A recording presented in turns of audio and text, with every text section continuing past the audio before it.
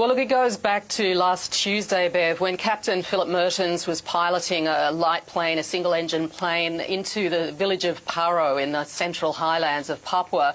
Now, he works for Susi, which has many flights in that region. As the plane landed, the 5 passengers got off, and the rebels, the West Papua National Liberation Army, stormed the plane and took him hostage. They released the passengers because they were all locals, and they set fire to the plane, at least in the cockpit.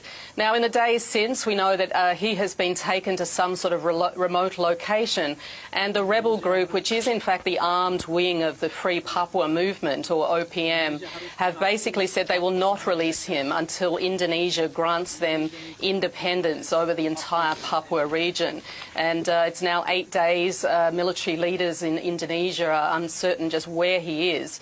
And just in the last 24 hours, we have seen videos and photos of the pilot with some of the rebel members, supposedly healthy and well, but of course no one knows exactly where he is. Yes, thankfully those videos do seem to suggest that he is not being mistreated at this point. But what do we know about this group?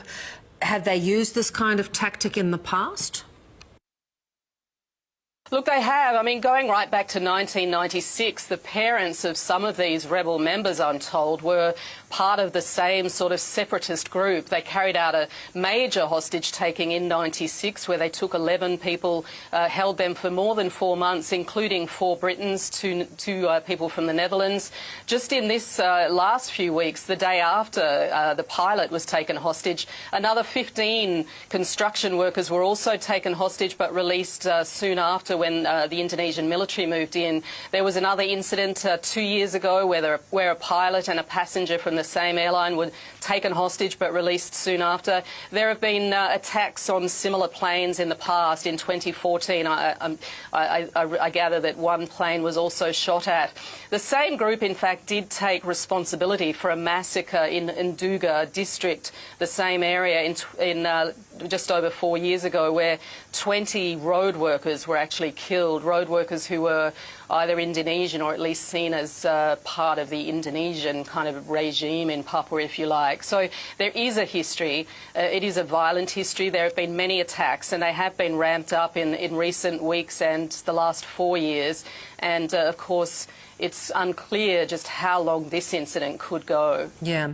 Do we know much about whether any negotiation is taking place between them and the Indonesian government? Well, look, given that the Indonesian government, the military at least, doesn't know exactly where the pilot is being held, they presumably can't negotiate directly with this rebel group. They have been, I'm told, negotiating via the church, which is very strong in Papua, particularly among indigenous Papuans who are on the whole Christian. And they have been negotiating, I gather, through some locals in Paro village in the Nduga district. But of course, we don't know if that is the same district where they're being held. We have actually learned just in the last hour or so that hundreds of people in that village have now fled. The rebel group spokesman says it's because they are fearful that Indonesian soldiers are about to launch a major rescue operation and move in, and they're worried they'll be caught in the crossfire. The Indonesian military says they believe it's because they're fearful of intimidation from those rebel groups. And, of course, we don't know which side is correct, but we're told that more than 200 people have fled the region, which is no mean feat given how remote it is. It is many hours walking, I'm told, to the next town. Yeah, very difficult.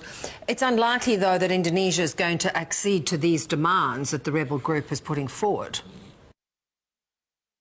Look, I can't see anything along those lines happening, and that's why, I think people are worried that looking back to 1996 when hostages were held for more than 4 months, they're making clear today they will not release this pilot until Indonesia grants sovereignty over Papua to the separatist movement, or to indigenous Papuans at least. So, you have to ask at what point will this end? Will it go that long? In which case, could there be some sort of military confrontation?